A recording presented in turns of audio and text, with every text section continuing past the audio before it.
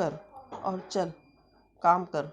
बैठ गई सवेरे सवेरे पोथी पत्रा लेकर, राख पड़ी है खेत में फेंका।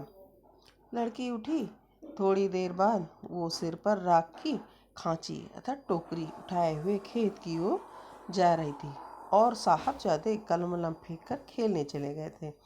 दोपहर हुई, लड़की की माँ के इशारों पर भाग भाग कर काम करती रही।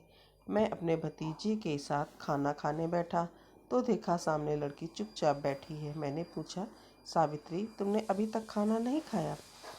चेहरा उतरा सा है। आओ तुम भी बैठ जाओ।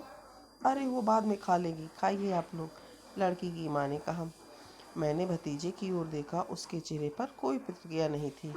तब तक लड़का कहीं से आ गया, धूल धूसरित यानी धूल से सना सा, चिल्लाने लगा, अरे बड़े जोर की भूख लगी है, खाने को दो।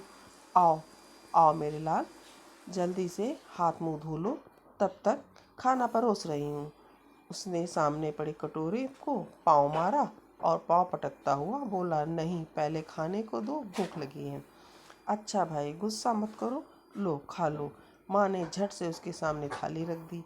मैंने भतीजे की ओर देखा, वो निर्विकार अर्थात बिना किसी विचलित हुए या बिना किसी भाव के खाया जा रहा था।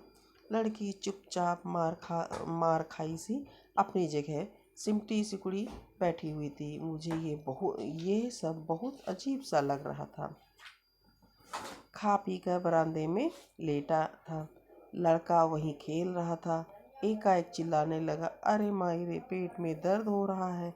मैंने कहा, लगता है कुछ गड़बड़ सा सड़बड़ खा लिया है। गड़बड़ सड़बड़ तो कुछ नहीं खाया होगा, हम लोग जो खा रहे हैं वही ये भी खा रहा है। बाप ने बचाव किया तो ज़्यादा खा लिया होगा। अरे कहाँ, ये तो खाता ही नहीं, बस टूंगता है। मैंने कहा, कल से इसे टूंगते हुए देख रहा हूँ। टूंगते अर्थात कुतरते हुए या थोड़ा खाते हुए। अरे बहुत तेज दर्द हो रहा है, वो चिल्लाया। सावित्री, हाँ बाबूजी, कहती हुई भागी भागी बाहर आई। उसके हाथ में दाल भात का कटोरा था। जो पका हुआ चावल होता है उसे भात कहते हैं। शायद वो खा रही थी, खाते खाते भाग आई थी। देख, खाना वाना बाद में खा लेना, जरा भाग कर वैद्य जी को बुला ला। तब तक मैं बनिए के यहाँ जा रहा हूँ सोडा लेने। फिर वहीं से चिल्लाकर अपनी पत्नी से बोला, अरे मुन्ने को संभालना और थोड़ा पानी गर्म करके रखना, उसके पेट में दर्द हो रहा है। मैंने कटोरे को देखा, दाल और मोटा भात, लेकिन हम लोगों को तो बढ़िया चावल का भात मिला था और इस लड़की के लिए सब्जी वब्जी कुछ भी नहीं। भतीजा बनिए के यहाँ से झल्लाया हुआ लौटा, कमबख्त कुछ नहीं रखता, दुकान खोल रखी है और जो भी चीज़ मांगो वही नदारत अर्थात गायब या नहीं। तब तक सावित्री भी आ गई। वैद्य जी तो कहीं गए हुए हैं। अरे ये लड़की जहाँ जाएगी वहाँ काम नहीं होगा, माँ ने टिप्पणी जड़ी। लड़का चिल्लाया जा रहा था, रुको रुको, तुम लोग परेशान ना हो, शायद मेरे पास की दर्द की गोलियां हों। गोलियां मिल गईं, लड़के को खिलाई। लड़का राहत अनुभव करने लगा, उसे नींद आने लगी। माँ उसे लेकर अंदर चली गई और सावित्री से कहती गई, 2-4 जूठे बर्तन है, उसे मान डालना। मैंने सावित्री को गोद में उठा लिया। इस लड़की के लिए मैं भीतर तक आर्द्र हो गया, अर्थात गीला हो गया। उसे प्यार किया, फिर कहा, तुम्हारा खाना पड़ा है, खा लो। गोद से उतरकर उसने कटोरा उठा लिया और धीरे धीरे खाना खाने लगी।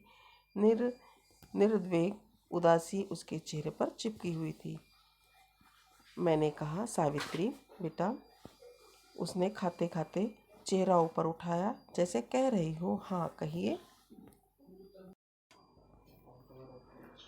तुम्हें बुरा नहीं लगता क्या दादाजी? अरे यही जो कुछ तुम्हारे साथ होता है। उसने इनकार में सिर हिलाया। क्यों? लड़की हूँ ना। मैं भीतर तक चरमरा गया। लड़की निर्वेग भाव से खाती रही। रामनरेश मिश्र। बच्चों, इस पाठ का शब्द अर्थ आप लोग याद कर लीजिएगा और कॉपी में भी लिखिएगा।